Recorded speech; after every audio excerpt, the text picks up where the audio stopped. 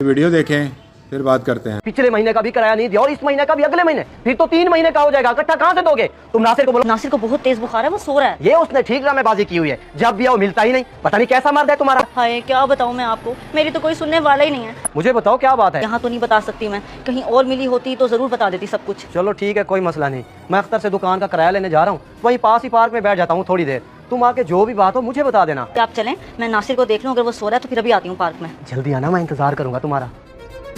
कौन सा दरवाजे पे? किससे बातें कर रही थी तुम?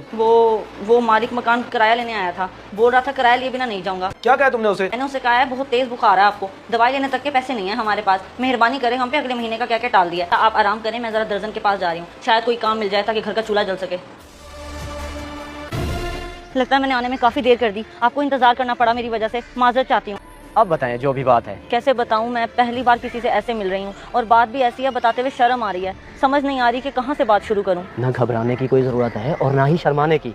जो भी दिल में है सब खुल के बता दें, मुझे अपना दोस्त समझे। हो सकता है मैं आपके किसी काम आ जाऊं, बताएं, शर्माए नहीं। मैं तो नासिर से शादी करना ही नहीं चाहती थी, मेरे घर वालों ने ज़बरदस्ती मेरी शादी उससे करवा दी। आज तक उसके साथ एक दिन भी सुख का नहीं देखा मैंने। नासिर को ना कदर नहीं है आपकी, आप जैसी बीवी तो किस्मत वालों को मिलती है। अब आपने बिल्कुल नहीं घबराना, आपका दोस्त है ना आपके साथ। आपका बहुत शुक्रिया, आपने मेरी बात सुनी, मेरे दिल का बोझ हल्का किया। अब मैं चलती हूँ, कहीं नासिर को शकी ना हो जाए। अल्लाह हाफिज़। ये वीडियो किसने बना ली?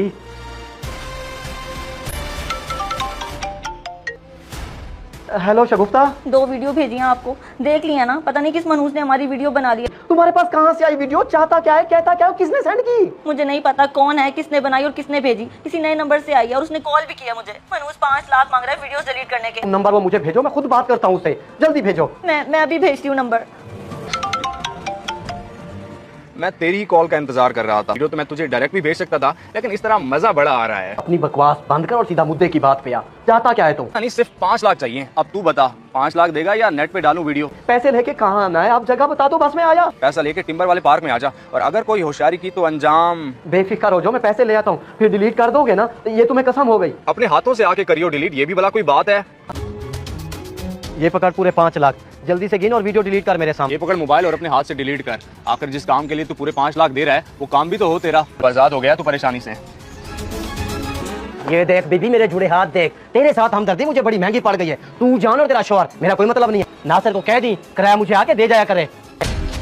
आजा आजा शगुफ्ता, 5 लाख रुपए मैं अकेला नहीं गिन सकता, तू भी साथ गिना जा। मजा आ गया कसम से। इंसान को अपनी नीयत साफ रखनी चाहिए, वरना जब वो फंसता है तो बहुत बुरा फंसता है। अब हम उसी के पैसों से उसी के किराए देंगे। मैं ये नौकरी छोड़ रहा हूँ। नौकरी छोड़ रहा हूँ? रशीद मियाँ, आज ये कैसी बातें कर रहे हो?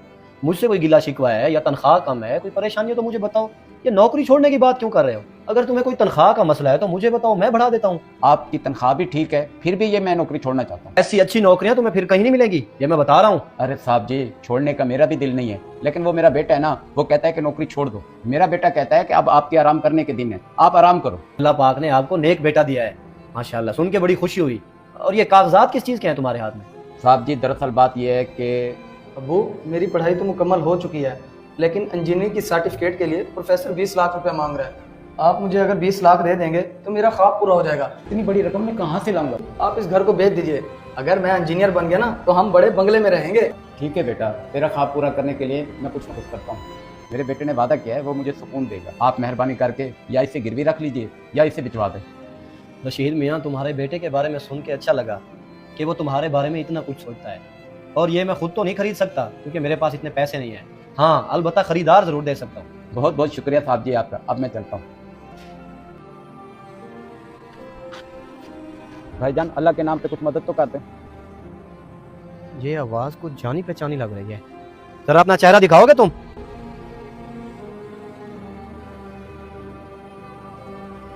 अरे रशीद, तुम्हारी ये हालत, ये सब कैसे हुआ?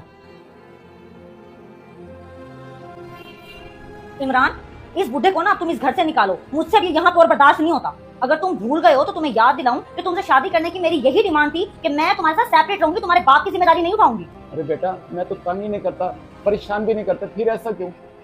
आपसे तो ना मुझे बात ही नहीं करनी। और तुम क्या बैठे बैठे देख रहे हो? धक्के मार के निकालो इन्हें घर से। मेरा बेटा तुम्हारे बहकावे में कभी नहीं आएगा। चुप करें अबू, वो ठीक ही तो कह रही है। हम जवान, आप बूढ़े, आपका तो यहाँ 1% रहना नहीं बनता। निकले यहाँ से, ढीठ बन के बैठे ही हैं। उठिए यहाँ से और दोबारा मेरे घर की तरफ नजर ना करना। शुक्र है जान छुटी, थोड़ा सुकून आया मुझे। घर भी खाली खाली लग रहा है। अब ये दोबारा इस घर के आसपास नजर आए ना तो तुम देखना। तुम बेफिक्र रहो बेगम, जैसे तुम चाहोगी वैसा ही होगा। तुम नाराज मत हो, तुम्हारी नाराजगी मुझसे बर्दाश्त नहीं होती। साहब जी, जिस औलाद के लिए मैंने इतना कुछ किया, उसी औलाद ने बताने पे मुझे घर से धक्के देकर बाहर निकाल दिया। मैंने जिस औलाद के लिए अपना घर बेचा, अपनी जिंदगी की सारी जमा पूंजी उसके नाम पे कुर्बान कर दी, आज उसी औलाद ने मुझे तन्हा छोड़कर भीख मांगने पे मजबूर कर दिया। कोई नहीं रशीद, रोने की जरूरत नहीं है तुझे। तेरी औलाद ने तुझे तन्हा छोड़ दिया तो क्या हुआ, तेरा साहब तो अभी जिंदा है ना। चल उठ, मेरे साथ चल, तू अब मेरे साथ रहेगा। मैं पहले भी तेरा ख्याल रखता था ना, अब भी रखूंगा। तुझे रोने की जरूरत नहीं है, आजा। और मैं तुम्हें गोश्त नहीं दूंगा, मैं देता हूँ मुस्तहिक लोगों को। तुम मुझे मांगने वाले लगते हो, और मांगने वालों को मैं कभी गोश्त नहीं दूंगा। चलो जाओ। अरे साहब जी, मैं मांगने वाला नहीं हूँ, मैं मुस्तहिक हूँ। तुम तो यहाँ पे इतने मजे से बैठे हो, बाहर गरीबों की लाइनें लगी हुई हैं, छापों में गोश्त डालो और उनको दो, तुम तो सारा फ्रिज में रख के बैठ गए हो। ये मुस्तहिक लोग नहीं है, ये मांगने वाले हैं। मुस्तहिक लोग ऐसे नहीं होते हैं। मैं तो अपने दोस्तों में, रिश्तेदारों में, और जो खास खास लोग हैं ना, उनमें तकसीम करूंगा।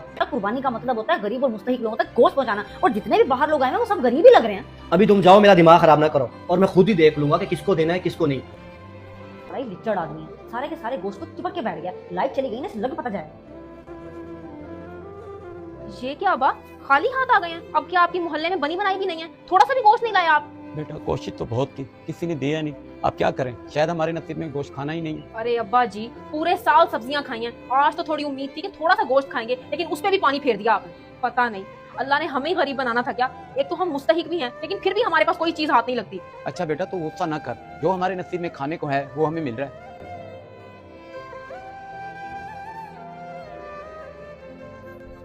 अरे बेगम, इतनी बदबू में कैसे सोई हुई हो? क्या हो गया अपने घर में? ऐसे पता चला जैसे कोई जानवर हराम हुआ पड़ा हो।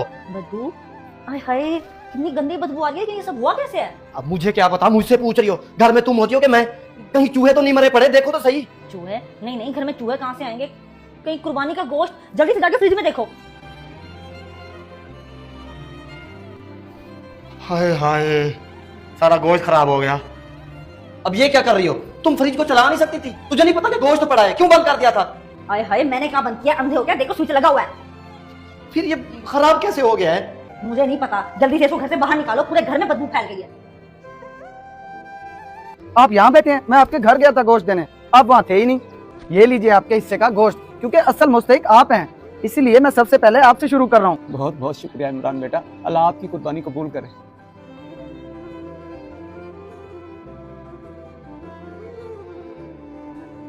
सोचा था जी भर के गोश्त खाएंगे और हमें तो एक बोटी भी नसीब नहीं होगी। पता नहीं ये फ्रिज खराब हुआ तो हुआ कैसे। ये सब कुछ ना तुम्हारी नीयत का अंजाम हुआ है और कुछ नहीं।